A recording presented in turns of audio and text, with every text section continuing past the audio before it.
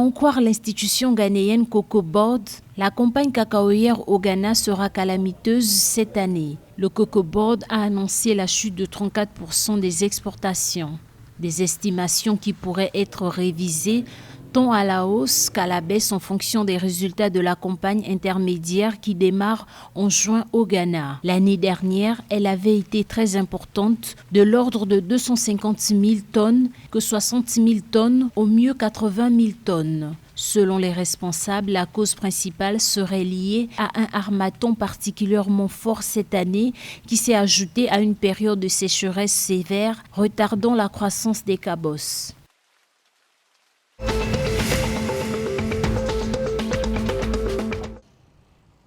Deux accords de financement ont été signés entre le Niger et la Banque africaine de développement BAD pour un coût global de 91,5 milliards de francs CFA. La signature des deux accords a eu lieu le 14 avril 2022. Ce financement permettra au Niger de réaliser deux projets. Le projet de désenclavement de la zone de production transfrontalière Ondara-Ouacha-Dougas, frontière avec le Nigeria, qui consiste à l'amélioration et le bitumage de 110 km de route. En plus du secteur des transports, le projet va aussi couvrir les domaines de l'agriculture, l'élevage et le social, à savoir la santé, l'éducation et le genre.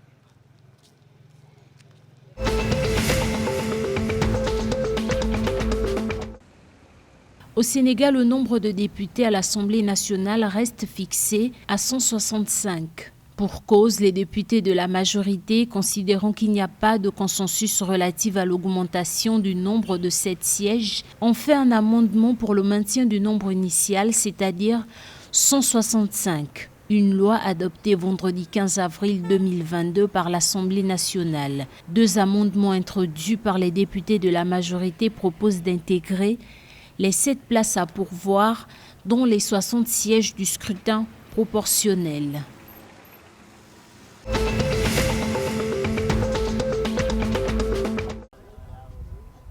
285 francs CFA, c'est le prix fixé aux producteurs de coton pour la campagne 2022-2023.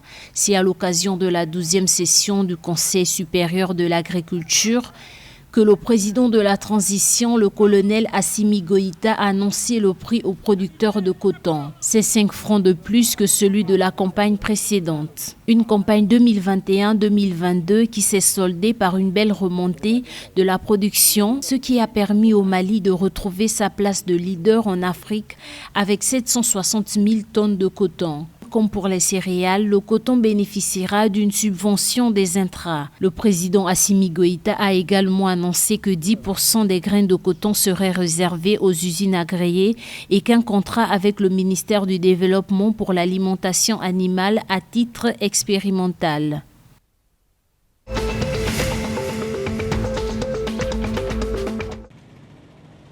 Le Togo a levé le 15 avril 2022 sur le marché financier de l'UEMOA 32 milliards de francs CFA à l'issue d'une émission d'obligations de relance du Trésor d'une durée de 7 ans.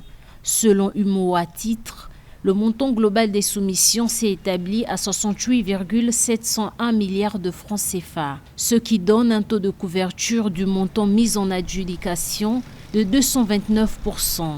Les obligations émises seront remboursées le premier jour ouvré, suivant la date d'échéance fixée au 19 avril 2029.